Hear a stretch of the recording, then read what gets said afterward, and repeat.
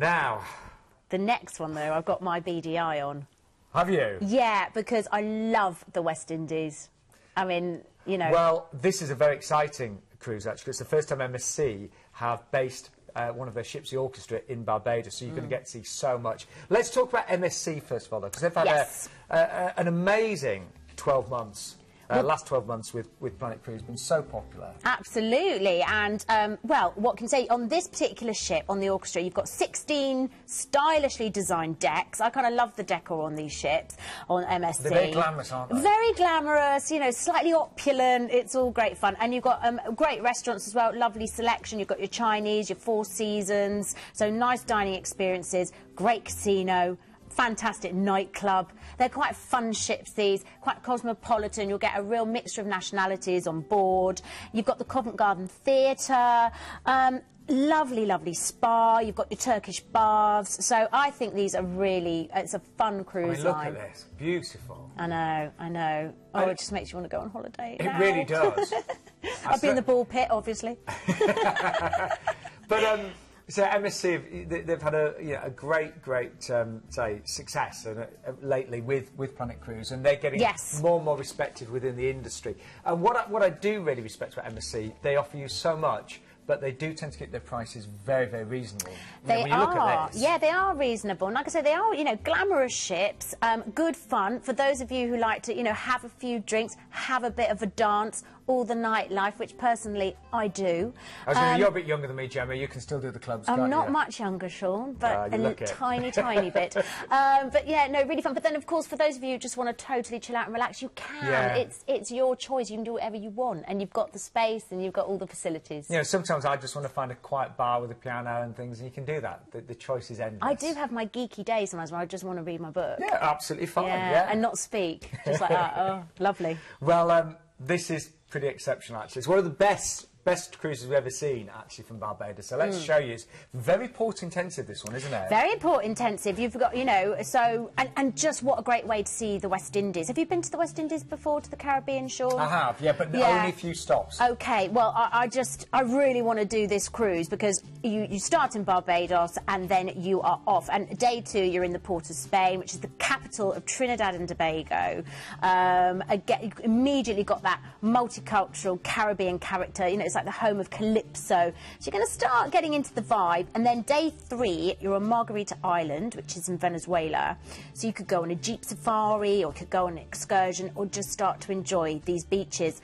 I am a bit of a sun worshipper. For me, the Caribbean are the best beaches in the world. And it's not just that, it's the vibe of the place. The people are so laid back, friendly, happy. I mean, it's just a wonderful place to go. You just cannot help but relax and be happy. No, you can't. You come back so chilled out. So then we're going to Grenada, to St George, which is colourful, charming. You've got, again, the white sands of Grand Anse Beach.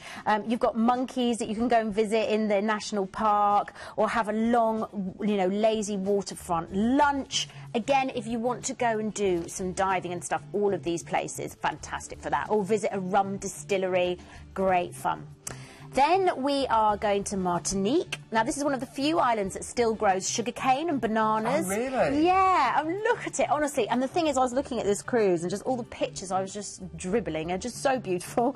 So this island it's got it all, really. You've got your quite elegant restaurants and chic boutiques, but you've also got, you know, just kind of chilled out Caribbean. It's quite a sprawling island, so you might not be able to do everything in one day here. So pick your visits. You could go to the rainforest, or go to some archaeological sites, or again, just lie on the beach. It's up to you. It looks stunning. It is so beautiful. And then we're going to Guadeloupe, to Pointe-à-Pitre. So around a lot of these islands, you've got the French influence as well.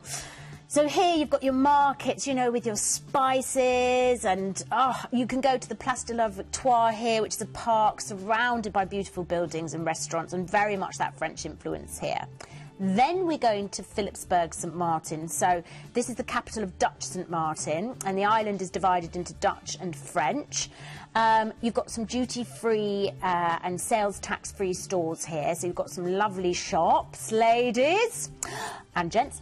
And you've also got art galleries and a fort to visit. And what is interesting, the French and Dutch side are so different. Yeah. It's amazing. It is different, yeah, absolutely.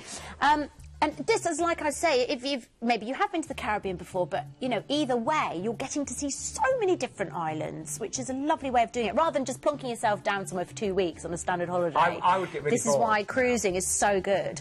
And then Tortola. Tortola, which is the capital of the British Virgin Islands, and then Antigua, which is unreal, so gorgeous. I would go and visit Nelson's Dockyard. Now, this is a harbour where you've got lots to see and do. You've got Clarence House, which you can go and visit. And this place is named after Admiral Horatio Nelson, who lived here from 1784 through to 1787. He had the right idea, didn't he, sailing around? Absolutely. Yeah, and then you've got Shirley Heights as well, which is the residential party place in Antigua. Go and check that out. And depending what time of day, if you can get the view from up there, it'd be so beautiful. But again, you know, the Caribbean is about relaxing, and it's about those beaches. So much to do and see. Bird Island worth a visit as well. And then you go to St Kitts. Now, Christopher Columbus was so smitten with this island, he named it after himself. But later, British sailors actually shortened that to St Kitts. So there you go. I didn't know that. And it was part of the British Empire until 1967. Not that long ago, really. And again, you've got that dense tropical rainforest around a dormant volcano, and colourful birds and butterflies everywhere.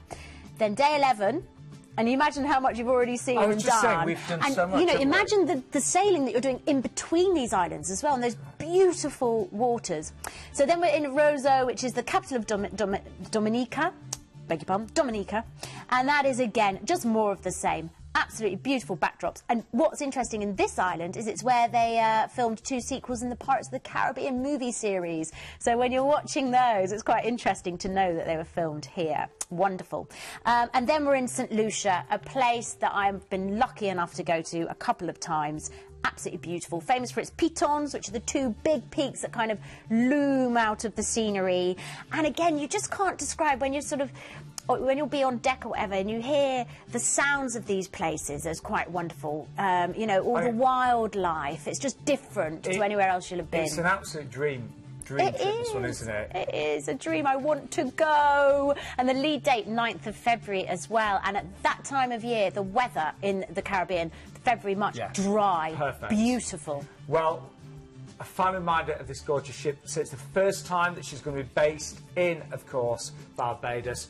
And the great thing is we have got dates available for, remember, 2015 and 2016. What I will say is book this now. Take advantage of this exceptional price tonight, and you only need to place a small deposit as well. And if you do book, there's a couple of really good dates on this. If you do book the 15th or the 29th of December 2015, so you'd actually be away for Christmas or New Year, then you will get up to £500 on-board spend as well. Very low deposit needed of just £250. And just to give you an idea of the other dates, the prices are really good actually across the board.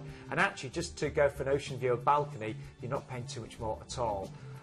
But some people often ask Gemini, you know, why book a cruise early? Well, there can be some great reasons why. First of all, you can take advantage of the low deposits. You can get choice of ship and itinerary and cabin, not just what's left.